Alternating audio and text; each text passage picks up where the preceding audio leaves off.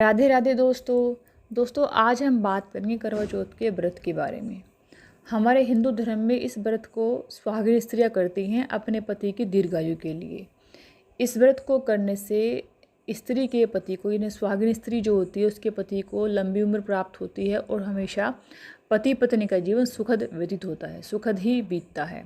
ये वरदान प्राप्त होता है इस व्रत को रखने से।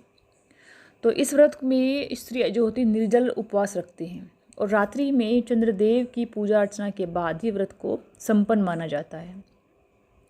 पौराणिक मान्यता है कि व्रत के प्रभाव से सुहागिन स्त्री के सुहाग को दीर्घायु प्राप्त होती है। दोस्तों, करवा चौथ का शुभ मुहूर्त जो है वो 2022 13 अक्टूबर को है। गुरुवार को रखा जाएगा ये व्रत। चतुर्थी तिथि आरंभ होती है 13 अक्टूबर की सुबह को, यानी कि प्रातःकाल 1:59 पर आरंभ हो रही है तिथि, और चतुर्थी तिथि 14 अक्टूबर प्रातःकाल 3:08 पर समाप्त हो गई। करवा चौथ के पूजन का शुभ समय जो है वो होगा 13 अक्टूबर की रात को 5:01 से 7:09 तक। चंद्रदेव मतलब उसकी जो पूजा अर्चना होती है करवा चौथ के व्रत की, वो टाइमिंग ये है 5:01 से 7:09 तक। और करवा चौथ की रात को चंद्रोदय होगा रात को 8:09 पर चंद्रोदय हो जाएगा। उस टाइम चंद्रमा की जो अर्चना होती है, पूजा पाठ जो भी करते हैं आप लोग, अर्घ देते हैं जल का, वो दे सकते हैं।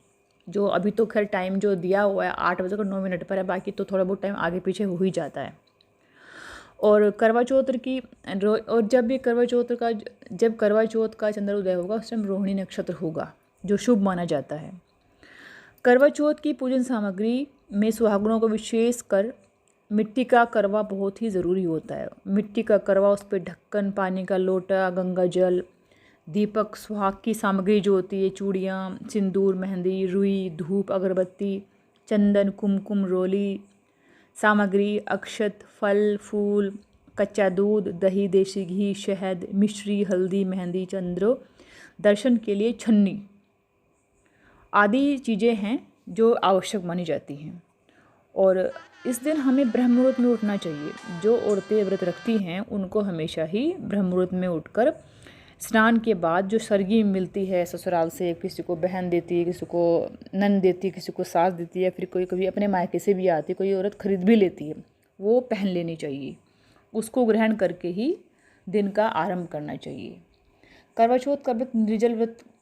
उसके बाद जब हम सरगी पहन के हम बैठ जाते हैं, दिन की शुरुआत करते हैं, तो करवा चौथ का व्रत जो होता है, निर्जल व्रत का संकल्प लेना चाहिए हमेशा।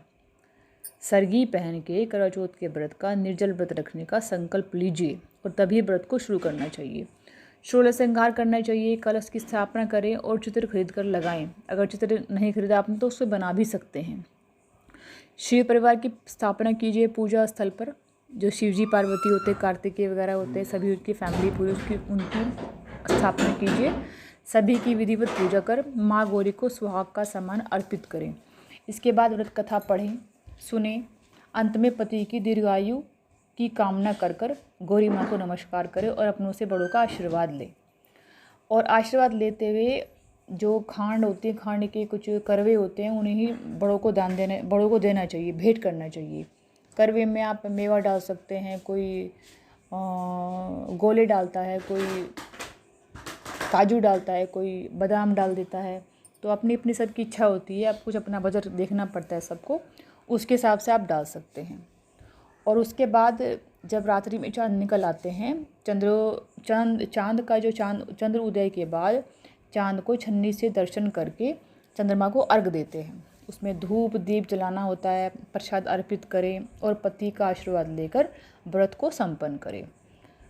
दोस्तों, अगर आपको मेरी दी जानकारी समझ में आई हो या अच्छी लगी हो तो कृपया मुझे जो मेरा चैनल है सब्सक्राइब करें और औरों से शेयर करें ताकि सभी लोग इसकी जानकारी ले सकें। धन्यवाद दोस्तों।